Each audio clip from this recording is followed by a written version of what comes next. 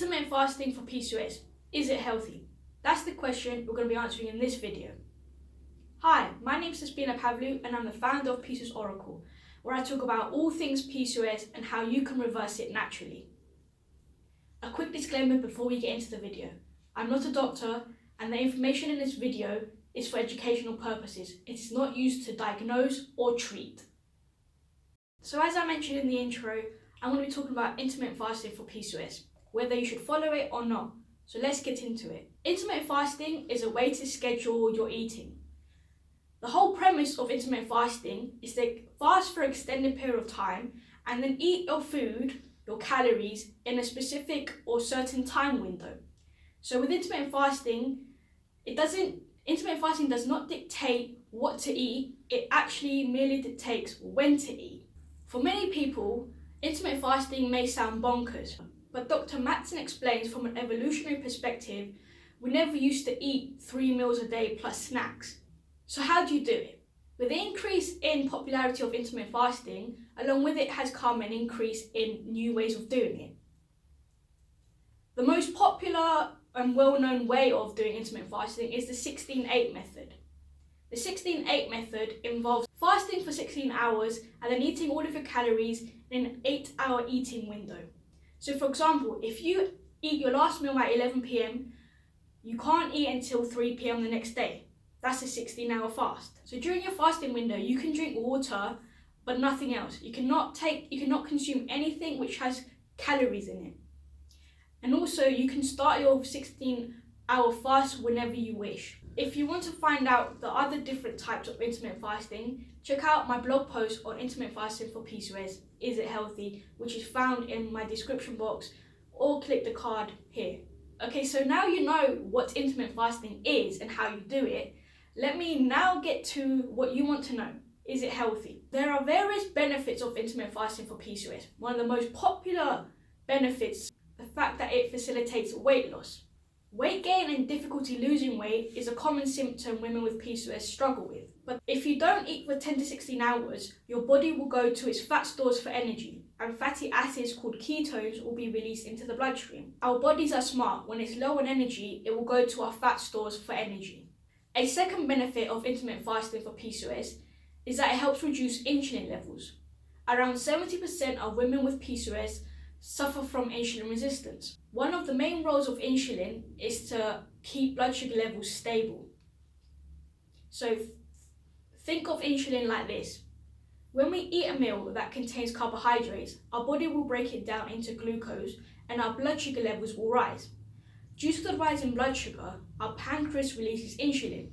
Insulin's job is to let that glucose into the cell of the body to be used as energy. It is for this reason insulin is often compared to a key, because insulin unlocks the door for glucose to enter your muscles. Insulin resistance is a condition where the cells in the body struggle to absorb glucose in the blood, and as a result, there's a buildup of sugar in the bloodstream. So how does intermittent fasting help insulin? Fasting for 24 to 36 hours has been shown to reduce insulin levels because when we do not eat any food, blood sugar levels are normal, and therefore insulin is not being secreted.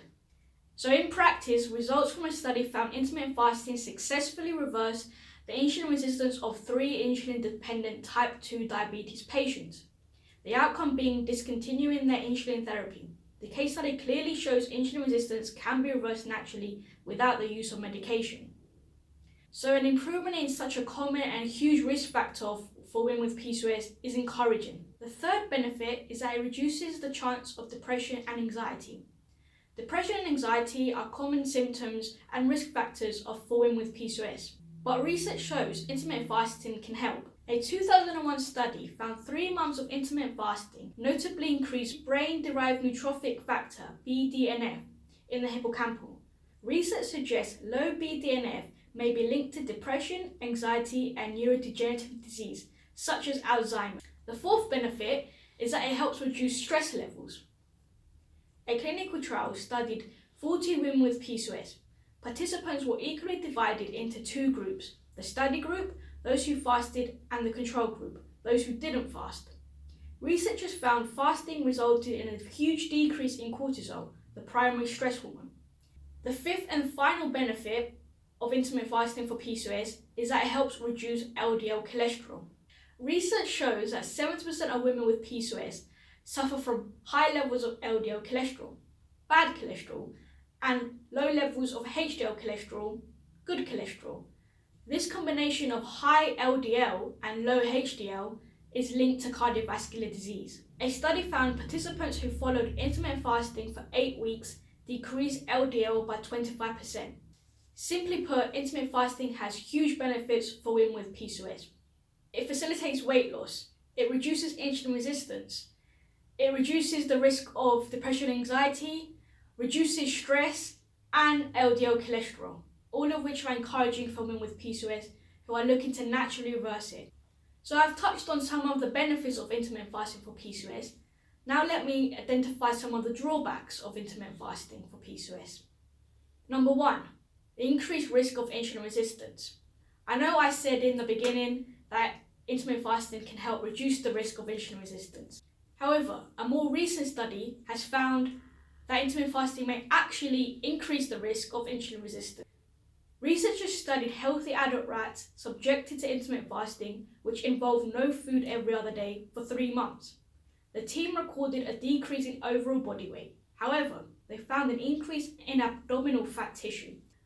So despite weight loss, the rats showed more fat on their abdomen, which may be a sign of insulin resistance. In addition, the researchers found damage in the cell of the pancreas, which releases insulin, as well as markers of insulin resistance and increased levels of free radicals. Now, whilst I know this is a study based on rats, so we have to keep this in mind, women with PCOS need to take this into consideration when following intermittent fasting for PCOS. So it's important that if you decide to follow it, you pay attention and listen to your body. The second drawback of intermittent fasting is that it increases cortisol levels. Yes, I know I said in the benefits section that intermittent fasting can reduce cortisol levels, but many doctors suggest that those who suffer from hypothalamic pituitary adrenal axis dysfunction should not follow intermittent fasting. Many experts suggest that intermittent fasting is a stress on the body, and this is why it can increase cortisol levels. So if you suffer from any of these symptoms, do not follow intermittent fasting. Difficulty waking up in the morning, high levels of energy at night, cravings for salty food, difficulty managing stress, and anxiety. The third drawback of intermittent fasting is the risk of losing your menstrual cycle. Female sex hormones are sensitive to energy balance. Women must take care when lowering their food intake to prevent any negative effects.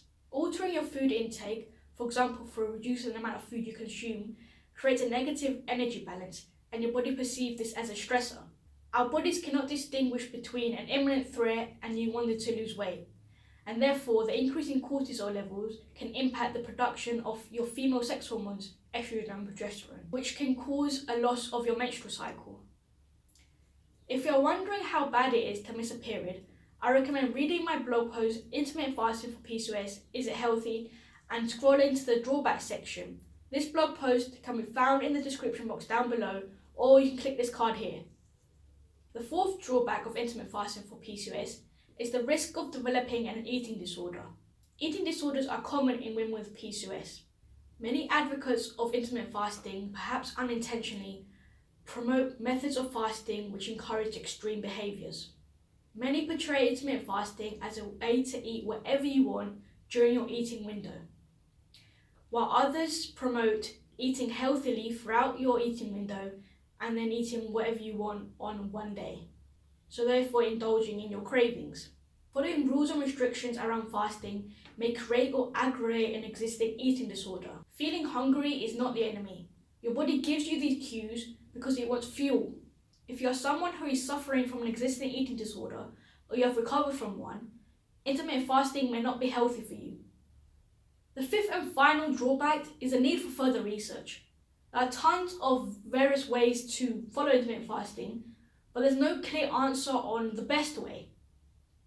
Further research must be done to find out if intermittent fasting is healthy for women with PCOS and if it's something people can adhere to in the long term. The question remains unanswered. Should you follow intermittent fasting for PCOS? Is it healthy? The evidence clearly shows huge benefits of intermittent fasting for PCOS. It facilitates weight loss, it improves mood, it lowers stress levels, and it lowers LDL cholesterol levels. However, the jury is still out on whether intermittent fasting is healthy for women with PCOS. Unfortunately, there isn't a straightforward answer. Firstly, because there is still conflicting results. Studies are still not concurrent on whether intermittent fasting can help those who suffer from insulin resistance. And remember, we're all different, so what works for one person may not work for you.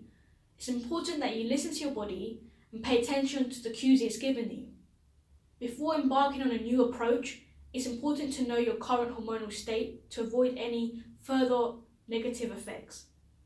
Lastly, intermittent fasting is not a quick fix to a problem. Improvements in your health take time, therefore you must be patient and consistent. So as I mentioned, it's important to proceed with caution. Here's what you must do if you decide to follow intermittent fasting for PCOS. Pay close attention to how you're feeling and what your body is telling you. Stop following intermittent fasting if you experience any of these symptoms: a loss of a menstrual cycle, difficulty falling asleep, and a loss of energy. Remember, female sex hormones are sensitive to energy intake, so pay close attention to what phase you're in your menstrual cycle. If you want to find out the best way to fast during your menstrual cycle, as well as my personal experience following intermittent fasting, you can check out my blog post, Intermittent Fasting for PCOS, Is It Healthy? The link is in my description box, or click this card here. In conclusion, if you don't suffer from an eating disorder or HPA axis dysfunction and you haven't lost your period, intermittent fasting may be a healthy approach for you to follow. But always consult a medical professional before you change anything in your diet. And remember, listen to your body. Thank you for watching the video. I hope you gained some value. Please like, share, comment and subscribe for plenty more videos.